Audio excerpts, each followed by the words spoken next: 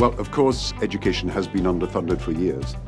And of course, the amount of aid going to education from the developed countries has been a lower proportion than it should have been and has been falling over previous years. But you know, we are putting the case for education in a way that I think is convincing. Education is not only a good in itself, it unlocks all the other sustainable development goals.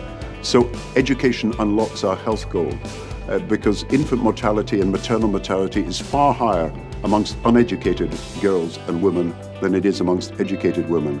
It unlocks our employment goals because without education you cannot solve the problem of youth unemployment around the world.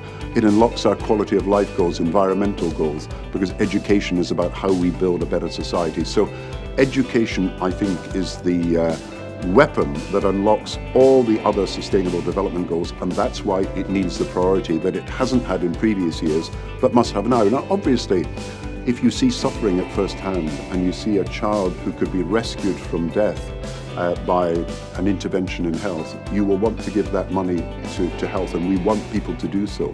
But we've also got to think of the long term, and if you don't have an educated population, then you will not have a healthy population and you may not have an employed population. Well, we're proposing an international finance facility for education, a global fund to raise $10 billion for education.